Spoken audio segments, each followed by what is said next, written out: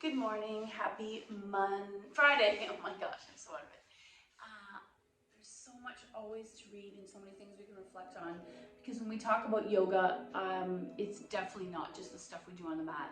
When I talk with my other yoga teacher friends, we talk about how do we get that message across that it's literally a thing that spreads to every part of your body, every part of your life. And yet it's also as simple as just having a breath. Just taking that breath and just being aware of the whole shape of that breath. So today I randomly pulled up Eastern Thought for the Western Mind, a quick read just to keep us on track from seeing what yoga should really be about. And guess what I opened? I honestly just opened the book, and this is something I think it's a universal human struggle, anger. It's easy to understand how anger is one of the greatest fits in the human mind. Fires in the human mind. Anger may take the form of yelling, shouting, and verbal abuse, such as threatening, accusing, demanding, giving ultimatums, do it or else. But anger is also seen in the irritation when we don't speak. Quite often, I know in marriages and relationships, the silence can be sometimes worse than the fires. It is the silent smoldering where we emit fumes and fires of stored resentment and indignation, which effectively cuts real communication with others and ultimately ruins relationships. We get angry because of a certain type of behavior from someone, and when it is not forthcoming, we become violent. However, convincing ourselves that others also deserve to be punished. However, this result is an unresolved violence, which keeps emerging according to time and circumstance. Angry people feel too self-justified to even contemplate forgiveness. It's almost like, just like you have this almost sickness when you're in lust and newly in love, anger does the same thing. It kind of coding your thought process. Angry people, they're too attached to their sense of being right and the other wrong. In its original form, anger was not anger, not a negative reaction. Rather, it was the energy of a positive response to people and situations. But the response gave way to reaction. When we return to our spiritual identity, we begin to rediscover the capacity to be still and centered. And we're able to respond positively, even to negative situations or people. So the message there is, it's how I respond. The information's still there, the issue's still there, the person's still there, the world is still there. But it's how I respond. With spiritual consciousness, the energy of this response is transformed into being able to accept, understand, and deal wisely and peacefully with whoever or whatever is encountered. And I'll read one last one, and I guess I'm just going to go back. What were these? These were, I'm not sure what this list was, but the other word, and this comes up with anger, is attachment. Influenced by the ego, the original power of pure love changes expression to attachment. In this stage of attachment, we find ourselves trying to possess others or find identity with them. In the name of love, we glue ourselves to other people, roles, positions, striving to find a sense of security and support. And in this culture, we also attach ourselves to job, title, house, value, objects in our life. Some it's color, some it's gender. However, because these things are external, there's an underlying fear of loss, and this creates more clinging, jealousy, and possessiveness. So when you think about how many things of anger tie back to our attachment to things, and also an attachment to being right, and maybe being the dominant one in your relationship. Today I thought we would do random poses under the yoga deck. We'll do some floor work because I don't know about you, but my lower back and glutes are always tight, hip flexors, shoulders, and then we will do some random poses. And by the way, I haven't had coffee yet today, so we'll see how that reacts. I'm recording this quite a bit earlier than I normally do. And all the way down, and I didn't even do that slowly or mindfully. Let's take 5 breaths in constructive rest. Arms by your side, low 45, palms turned up. First, notice the knuckles press into the floor. Then I notice my lower back around the tailbone. Can you really straighten out your fingers just a little bit more so the next set of knuckles starts to come to the floor? You don't have to press the nails. It doesn't have to be a flex hand. Shoulders widen and press into the floor. Trying to press most of the back into the floor, even getting rid of that lower curve. Notice the soles of your feet pressing into the floor, the toe pads, the heels, the outer blades, the inner arches are probably lifted. And now coming back to the breath. We'll do 5 breaths here. Inhale 1. Exhale. Pressing that lower back down to the floor. Inhale 2. Exhale. Inhale 3. Exhale. Inhale 4. Exhale. Inhale 5. Exhale. And I'm going to bring one knee to the chest, then the other, and rock side to side. Hey Google, turn volume down. I'll start to make circles. And let's make some egg beaters. One direction and the other. And we'll take both knees to the floor on the left. Right arm's going to come to a low 45 instead of a T. Spread those fingers out, palm is up. If you would like to switch this arm into a T, that's fine.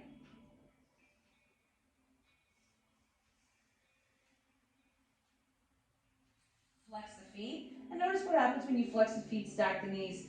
What happens in the glute right down the right side. Back to center. Keep those thighs together. This is where I struggle. And then take them all the way to the other side. Left shoulder to the floor. Or put a block between your knees if this isn't happening. Low 45.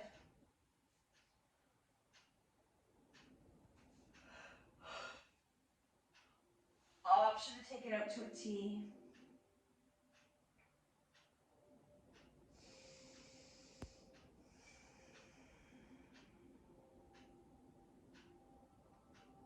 Back to center. A little boat. Flex or relax. Now we're going to draw right leg in. Left leg slide straight if that feels good in your body. And point and flex. Right thigh draws in. You're either coming behind the thigh if you have sore knees or on the shin. Let's flex the feet. 2 breaths in wind relieving pose. Inhale 1. Exhale. Inhale 2. Exhale. Inhale 3. Exhale. Inhale 4. Exhale and inhale 5. Exhale, left hand takes right knee over. Right arm to a T.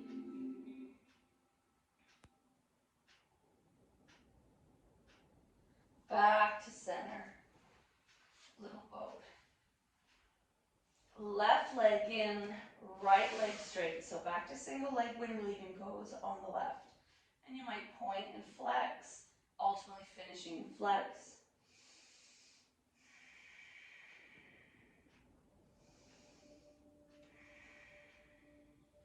Right hand takes left knee over. Single leg spinal twist.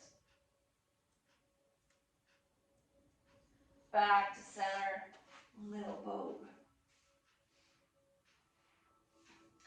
Or I love egg beaters. Now holding the kneecaps, we're going to let the knees fall wide.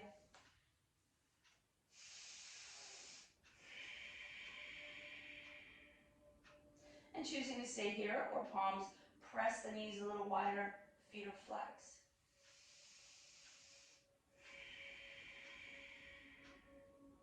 Coming into the shape of starter for Happy Baby. So the hands come behind the knees. Pull those thighs towards you. We're going to squat on our back.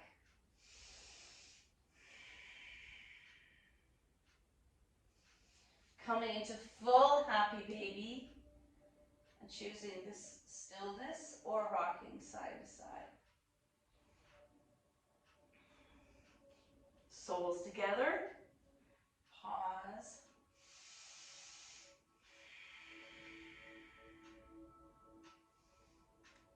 Feet to the mat, knees wide. arms to a T or cactus.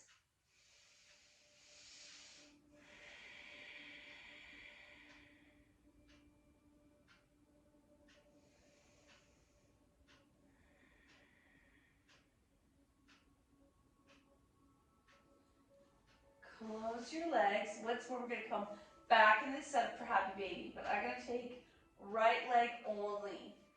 Hand to the foot or calf, whatever you can grab, and imagine bringing that right knee even closer to the earth than when you do two.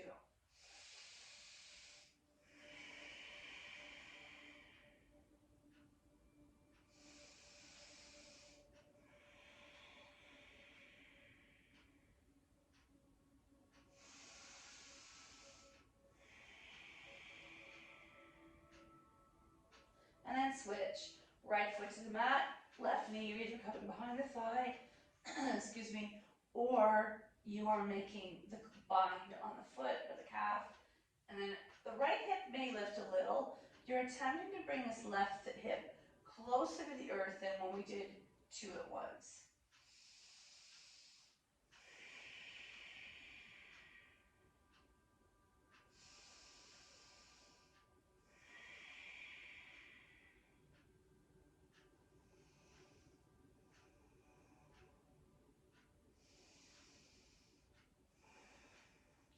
And then back to little baby, little boat. Feet in the air, and let's point and flex a few times. Explore your toes. Make fists with your feet, then spread the toes. Roll up the ankles. Legs wide. And just pause here. Maybe you want to give your inner thighs a little massage. I don't know about you. This is a very tense pose sometimes for me. And let's take 5 breaths here. This can be intense. If it's too much, you're supporting the outside of the legs. Inhale 1. Exhale. Inhale 2. Exhale. Inhale 3. You can start to flex the feet. Inhale 4. Inhale 5. Exhale, close the legs. Get your strap. We'll take our strap to the ball of the right foot and slowly go to the left leg. And it can be extended, or if that's too much, you're bending it. And how about doing nothing for 2 breaths? Inhale 1. Exhale. Inhale 2. Exhale. Inhale 3. Exhale. Inhale 4. Exhale. Inhale 5. Exhale, start to stir this leg. One direction, then the other. And then taking both straps into the right hand, releasing the weight of that leg to the side without tipping the hips. Left arm to a T. And can we stay here for 3 breaths? Inhale 1. Exhale. Let go of everything with each time you breathe out. Inhale 2. Exhale. Inhale 3. Exhale. And inhale 4. Exhale, foot to the sky, strap in the left hand. Across the midline. Option to go all the way over. Back to the sky and drop the strap, little boat. Feet in the air once more. Right leg's gonna lower all the way down. Oof. Strap to the ball of the left foot. Can you hold this just for 3 breaths? We don't need to do anything or go anywhere. Inhale Inhale 1. Exhale. Inhale 2. Exhale. Inhale 3. Exhale. Now option to stir this leg or flex, stretching that hamstring. Both straps in the left hand and take that leg out to the left. Right arm to a T. And your body's like this big, beautiful star. And with each exhale, you want that idea of letting go of anything that's still tight, or at least acknowledging your body where it's holding. Inhale 1. Exhale. Inhale 2. Exhale. Inhale 3. Exhale, leg to the sky, strap in the other hand across the mid-leg. Or all the way over. Whoop. Back up and get rid of the strap. Little boat. We're going to do one last thing here that I've been craving is our thread the needle with our legs. Feet are bent, one fist width apart. Right foot flexes on left. And let's do this version first. We don't do this very often. Can you straighten that left leg? A variation you can do is take the strap behind the leg and pull it closer. What happens if I go up here?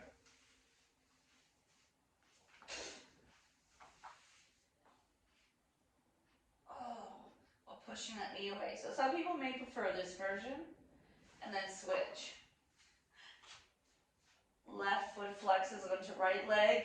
Oh my gosh, this is tight. Yeah, I don't like the straight leg version. I'm going to come back to the one I like. Right foot flexes onto left knee. Open that knee. Left knee draw towards you. Pushing the right knee away at the same time. Looking for that sweet spot of stretch and just not pain, but it's a pretty intense stretch. 2 more breaths.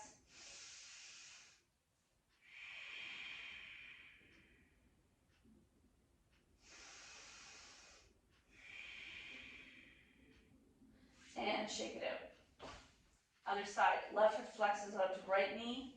Draw that knee towards you while pressing left knee away. 3 breaths.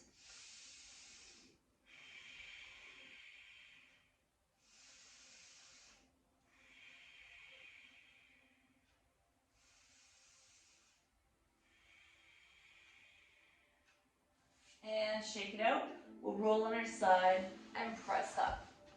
We're going to do a seated cat-cow today, just for something different.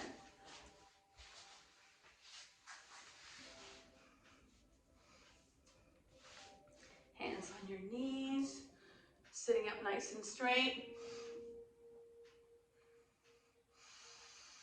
And let's do 3 breath rounds before we do the cat-cow. So inhale, exhale, inhale, exhale, inhale, exhale. Now we're going to add cat-cow action within the spine. I like to hold my knees. Chest moves forward, shoulders move back. Exhale, hollow out. Inhale, cow. Exhale, cat. Inhale, cow, 3. Exhale, cat. Inhale, cow, 4. Exhale, cat. Inhale, cow, 5. Exhale, cat. And come to neutral. I wanted to, and where did I put that box? It got moved. I wanted to do our fire logging leg, kind of complementary to thread the needle we just did. So we're going to sit cross-legged. When I sit cross-legged, the knees point outwards. For fire logging, I want to take that leg and tap it a little further over so the knee and the hip are in line, and flex that right foot. Right away, there's a bit of a gap. Then I'm going to take the left foot on top. I see this gap today. Flex the feet. Whew. This is indicating how tight my left hip is. It's my dominant hip. Sitting up nice and straight, your choice. You can just sit here. You could hinge and try to forward fold a little to intensify that stretch, or you can just enjoy what your body's doing. Some of us might not even be able to come into this stacked position. Flex the feet and sit up straight. If you were hypermobile and this is too easy for you, some of you are pressing your hands into your foot into your hands. So there's a bit of resistance deep inside the hip and the glute. Let's take 3 breaths here. Inhale 1. Exhale. Inhale 2. Exhale. Inhale 3. Option to hinge a little. Exhale, release. Whew. And for some of us, that may not be available to you. Your option would have been to rock the baby on that side. Roll out the ankles, point and flex the feet again. Now I'm going to bring left leg on the bottom, right leg on the top. This side feels a little better in my body. Sitting up straight, 3 breaths. In, and remember, ankle is over knee, foot is flexed. That's to protect the ankle and really to protect the knee. Sitting up straight. Option to hinge a little forward. Inhale 1. Exhale. Inhale 2. Exhale. Inhale 3. Exhale. Inhale 4. Exhale, release, and roll out the ankles. Let's see what poses the yoga deck wants us to have. It's a very simple deck, probably my first thing I received for, oh my god, tree pose first, and then this other one. Okay, I guess we're standing. So, coming up to the mat, the first 2 are standing poses. Tree to me is one of the first things most people learn when they're doing a yoga class. Left foot lands, right foot's either going to come to my inner ankle, calf. Back in the day I would do this variation, but I don't really care how fancy the pose looks. I want to work on stillness. Excuse me, very dry in here. So your choice here is hands to heart center, Anjali Mudra. Hands to your hips, hands to a T, warrior 1 arms, yoga steeple, or use the wall. Let's take 3 breaths. Inhale 1. Option also come a flamingo. Exhale. Inhale 2. Engage the core. Exhale 3. And you're squeezing those inner thighs and glutes to center to stabilize the center of this pose. Inhale 4, let's go to 5. Exhale and inhale 5, release. A nice squat in between feels good, whether it's this one or this one. And then let's do the other side. Right foot lands, left foot comes inside or on the outside. Oh, I'm feeling really stiff today. Did a lot of walking yesterday. Inhale 1. Exhale. Squeeze the glutes together. Stabilize. Inhale 2. Exhale. Inhale 3. Exhale. Inhale 4. Exhale. Inhale 5. Release. Once more, your choice. Squat this way or full squat. The next pose that came up is, what are they calling it? Half moon. I forgot about this. It's, and a little mantra to go with it is, I bend, I'm supple, I accept the will of the universe. So being flexible and resilient, I would say, is the #1 thing we should be training our children, working on ourselves. Oh my gosh, that totally goes back to what we said. The anger things exist, it's how we react to what's thrown at us. So imagine the universe is a tennis ball machine throwing them at you over and over and over. How you react and respond, that's your resiliency, that's your flexibility. So coming into mountain pose, arms up, and some people press their palms together, some hold their hands almost a couple inches apart, and engage the core. You're going to extend to the left, center, and extend to the right. Let's do one more on each side. Engage the core, reach up. Exhale to the side, go to the left, center, reach up, and I'm going to the right. Release.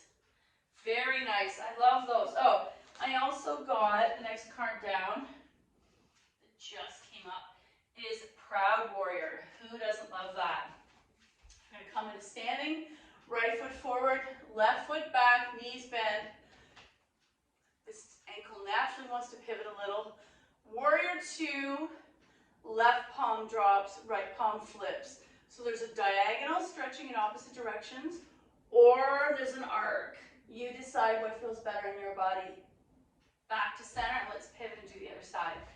Left foot forward, warrior two arms, right leg straight, left leg's bent. Palm drops, diagonal reaching in opposite direction, not touching the leg, or add a back bend.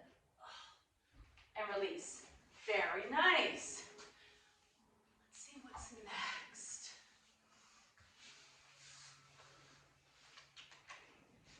We did you. Oh, hand to toe. We did that. Double leg spinal twist. Been there, done that. Oh my gosh, so how funny is this? They're calling hero the same as what we call Gomukhasa leg. So let's do it. Right leg down, left leg over, stack knees. I am so tight today that this is not feeling awesome. You could take a block under that foot. Sitting up nice and straight. We care more about equilibrium and equal symmetrical hips sitting nice and firm on the mat than how far this foot goes to the earth. So sitting up straight. You could walk these feet out so it intensifies what's happening in the left glute. And you could hinge forward. Oh my. Very similar to when we do shoelace on our back. And then switch. Left leg on the bottom, right leg on the top. Again, I'm feeling tight, so I'm going to take that block to rise the floor to meet me. Sitting up straight, inhale up, grow tall. Exhale, hinge. So tight. Whose body is this today? And then roll out your ankles. Let's see what else we have. Lots of breathing. We're not going to do that. Cat cow, we did that. Oh, fish, I don't think we're up to it. Or cobra. Or bow. Or locust. Or hand to toe, we already did that. Shoulder stand, we're not doing that. Oh, I know Yana will love this. Shrugs and circles. It's not really a yoga pose, but it's help our neck. So taking the hand to the shoulders, drawing circles forward, side, and as back as you can, and then switching directions. You're going to do a couple times in one direction, switch. If this is not available to you, because I know shoulder injury is a common thing, don't do it. Hands to your knees, we'll drop our left to your left shoulder, keeping the spine straight. Upright, right ear, right shoulder. Center and tiny chin to chest. Oh. Let's see. We're not going to do all this breath work. That's the good thing about these decks. Oh, we'll do one last Marichi's pose, final twist, but I'm not going to use the legs. Right hand, left knee. Left hand beside you, or turn it around. Twisting. And first I'm going to look forward over the right shoulder, and then very slowly, if my neck is comfortable, I'm looking over the left. Center, left hand, right knee, twist, and this is the shoulder girdle and the torso being wrung out. You don't want to hurt the lower back. Looking forward, twist, twist, twist. Option to look over the right shoulder and come back to center. Very nice. Today we're going to finish our class with wisdom for healing. I keep mentioning this girl. I love how she's watering literally her life. The Garden of Flowers is her life. What's one that we haven't had? What's this one? Oh, okay, well, I can't remember if we did this one recently or not. Enhance your physical health. And just by practicing physical yoga, I know that you're part of that.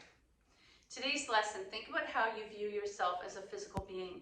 Do you perceive yourself as weak or strong? Do you tend to make excuses for why you're not proactive in your healing when you see what you can and should be done? Your goal is to initiate one positive action into your life to enhance your physical health. I'm sorry if you're already watching this. I assume you're way more in tune with what you need for self-care and longevity, what extends our life versus what shortens our life. And the second thing I would say is being more mindful about what we eat. And that's something we all have to work on because we are blessed with these intricate taste buds. Thank you so much for your effort. The good in me sees the good in you. Namaste.